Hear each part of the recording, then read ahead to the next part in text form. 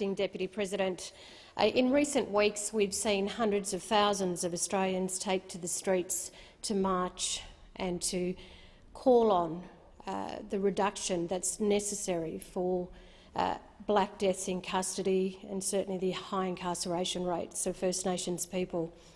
As a 19, 20-year-old, Mr Acting Deputy President, I covered the Royal Commission into black deaths in custody as a journalist for the ABC, in particular in Darwin, and also when Elliot Johnson brought down the recommendations. And then we could talk about the names of people who died, the 99 deaths. And at the time, my colleague, Senator Pat Dodson, was one of the Royal Commissioners.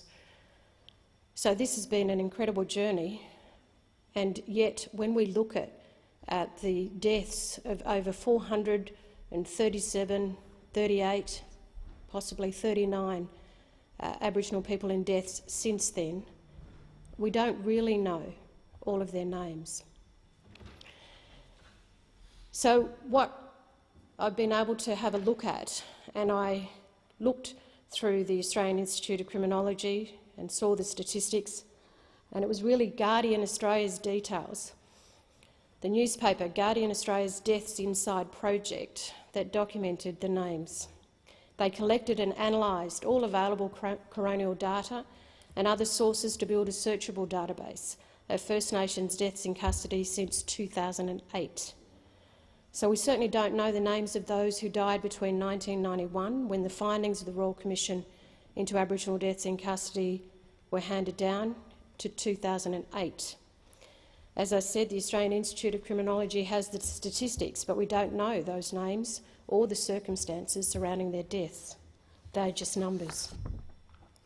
So, Mr Acting Deputy President, I'd like to take the time that I have now to mention as many names that I can and pay our respects to those families who are still seeking justice for their loved ones and wanting to know what has happened.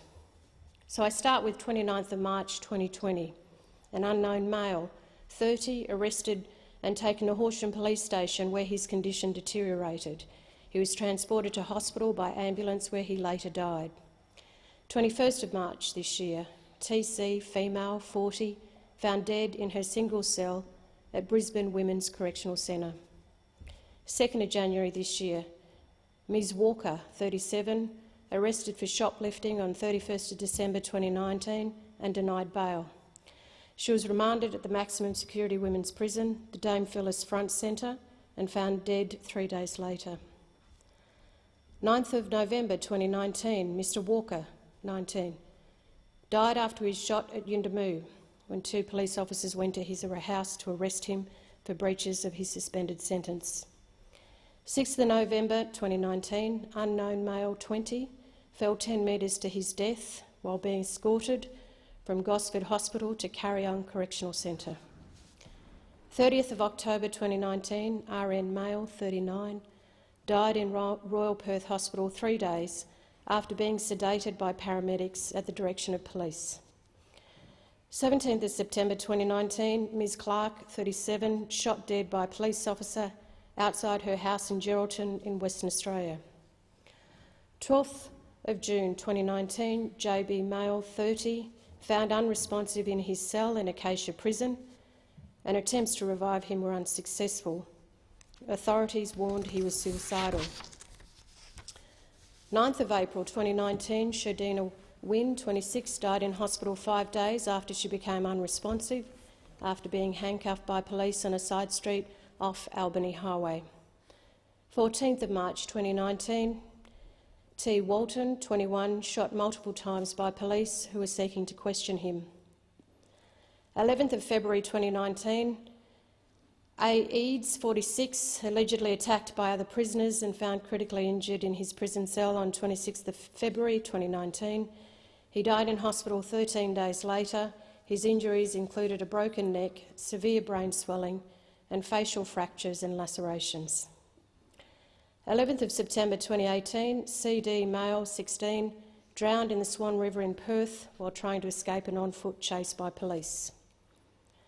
10th of September 2018, TS male, 17, drowned alongside his best mate CD while fleeing police, who were chasing him and 4 other boys, them on foot following reports of teenagers jumping fences.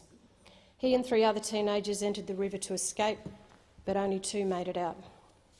1st of September 2018, Nathan Reynolds, 36, died in custody in the Outer Metropolitan Multipurpose Correctional Centre, a minimum security prison in South Windsor, allegedly following a severe asthma attack. 29th of June 2018, DK, male, 34. During arrest, DK stopped breathing while being removed from a house in Perth by police. 3rd of May 2018, Mr Yeadon, 19, collapsed at West Kimberley Regional Prison in Western Australia and was declared dead less than an hour later at Derby Hospital. 10th of February 2018, TK, male, 39, became unresponsive after police attended his Townsville home and he was forcibly restrained.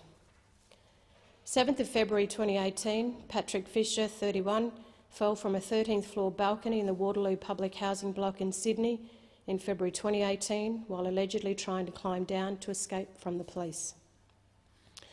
3rd of February 2018, JH, male, 23, found hanged in his cell at the Yuendumu Correctional Centre in New South Wales 2 days before he was due to face court.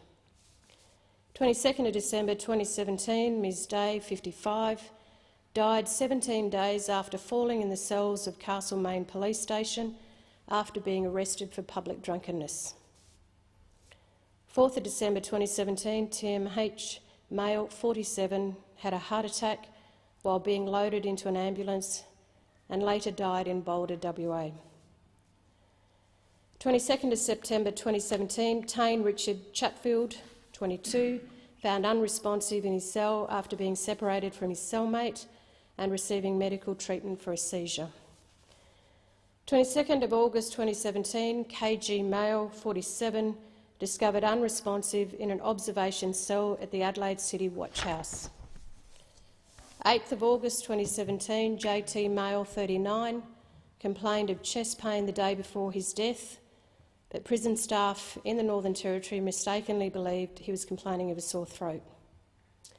4th of July 2017, EJW, male, 35, died in hospital after suffering a brain hemorrhage in prison and was shackled to the bed in the last days of his life, despite being unconscious and unresponsive.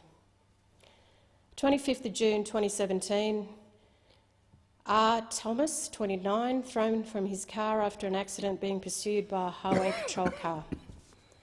26th of May 2017, PR, male, 50, became unresponsive after being arrested, handcuffed and placed in a prone restraint position by South Australian Police outside his house in Parafield Gardens.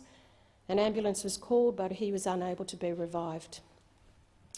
12th of May 2017, C. Riley, male, 40, died after being shot by police with a stun gun in an Officeworks car park in East Perth. 29th of March 2017, Taz, male, 35, critically injured when the car he was driving flipped less than a minute after police began a pursuit in Bathurst. He died in hospital a short time later. 1st of March 2017, J. Anderson, 23, died in Fiona Stanley Hospital after being found hanged in a safe cell at Hakea Prison. And 4th of January 2017, RPN, male, 62, died at Alice Springs Hospital of renal and liver failure while serving a mandatory life sentence. Mr. Acting Deputy President, these are the people that hundreds of thousands of Australians walk the streets for this week, last week, and will no doubt continue to do so. We don't know some of the others, a lot of the other names, but we certainly pay our respects to those families still seeking justice, equality and fairness in our country. And we must never stop the pursuit of justice, equality and fairness for all Australians, especially First Nations people.